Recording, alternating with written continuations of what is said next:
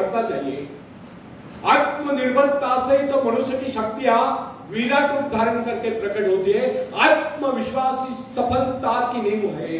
इसी आत्मविश्वास के सहारे हम दूसरों की सहायता करने में सफल हो सकते हैं। फ्रेंड्स, एक बहुत बड़े प्रबंधक का, एडमिनिस्ट्रेटर का कहना है, मैं अपने बेटे को ऐसी कंपनी में नियुक्त करना चाहता हूं जहां उसे कठिनाइयों का सामना करना पड़ेगा, क्योंकि इससे उसकी सहन शक्ति और कुशलता विकसित होगी।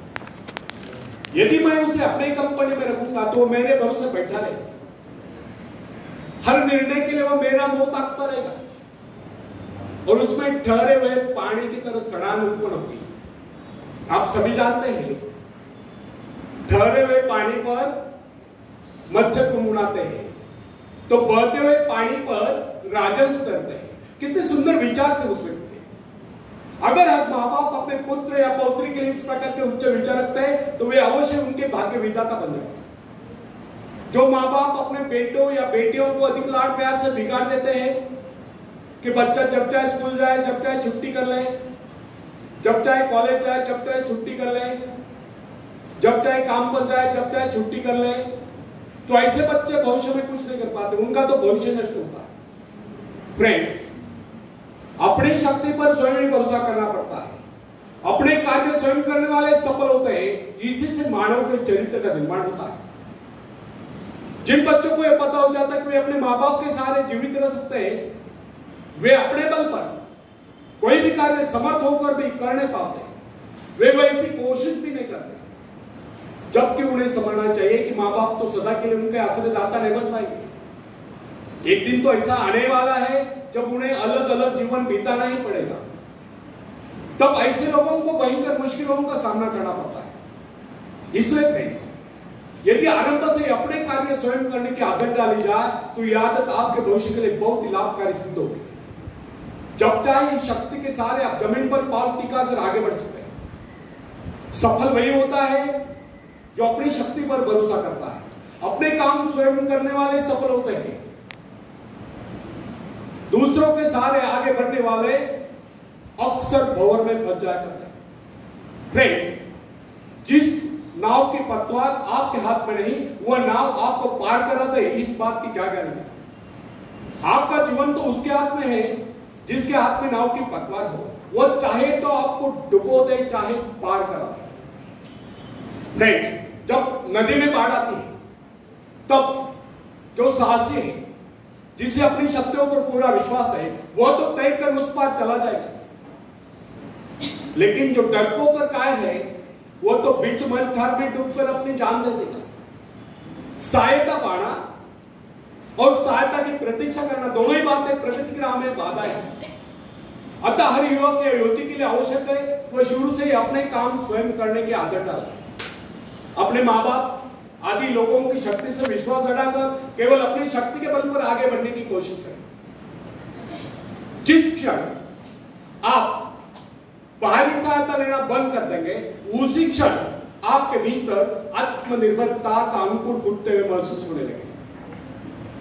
स्वयं कार्य करते समय यदि आप असफल भी हो जाते हैं तो बिना उस असफलता को घबराए तुरंत उस कमी की खोज कीजिए जिसके कारण आपको असफलता मिली, और जैसे आप उस कमी को खोज निकाले तुरंत उसे दूर करने के प्रयास में जुट जाइए। आपका वास्तविक आदर तभी होगा जब आप एक सफल व्यक्ति के रूप में दुनिया के सामने आओगे। मगर यदि आप एक व्यक्ति के बाद दूसरे व्यक्ति के आगे हाथ फैलना शुरू कर देंगे तो लोग आपको मंगता या भिखारी कहेंगे। अतः आप ये प्रण कर ले कि आपको केवल अपने भरोसे जीना है, ना कि किसी की दया पर। क्योंकि बाहरी सहायता किसी वक्त वरदान सिद्ध होती है, अधिकतर समय अभिशाप ही सिद्ध होती है। फ्रेंड्स, बाहरी सहायता मनुष्य की काम करने की गति को मंद करके शरीर में सुस्ती ला देती है। आप ऐसे लोगों से मित्र कीजिए जो आपको जीवन में आगे बढ़ने की प्रेरणा दे।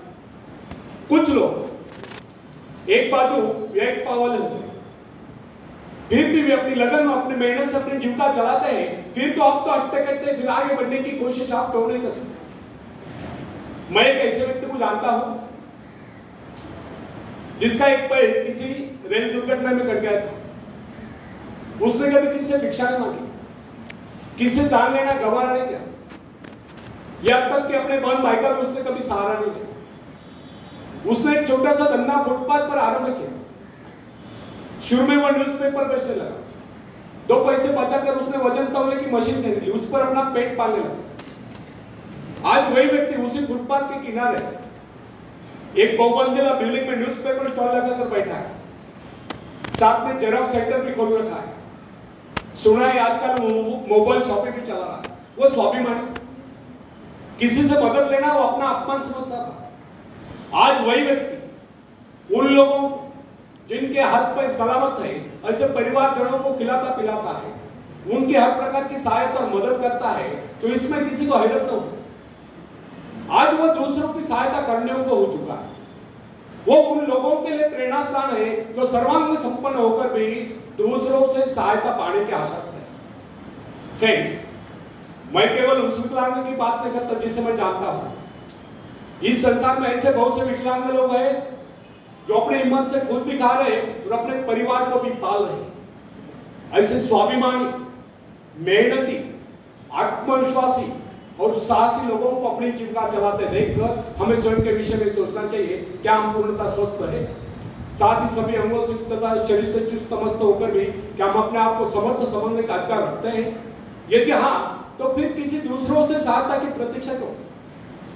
कोई भी स्वस्थ तथा सर्वांग संपन्न व्यक्ति तब तक अपने आप को समर्थ समझने का अधिकार नहीं रख सकता जब तक वो समझते तो किसी के अधीन है। वास्तविक स्वतंत्रता एक ऐसा उपाय है जिससे मनुष्य की शक्ति दोगुनी जाती है। इस प्रकार की भावना अन्य किसी प्रकार से प्राप्त नहीं होती। जब कोई युवक या युवती अपनी हिम्मत के सहारे किसी व्यापार में उतरता है तो उसके मन में श्रेष्ठ भावना अवश्य उत्पन्न होती है। यही भावना उसे प्रसन्नता प्रदान करती है। इससे पहले किसी के अधीन रहकर चाहे वो कितना ही बड़ा कारोबार क्यों न कर चुका हो, परंतु उसे स्वतंत्रता से अपने आत्मविश्वास के सहारे साहस के साथ काम करने में एक नए आनंद का एहसास होता है।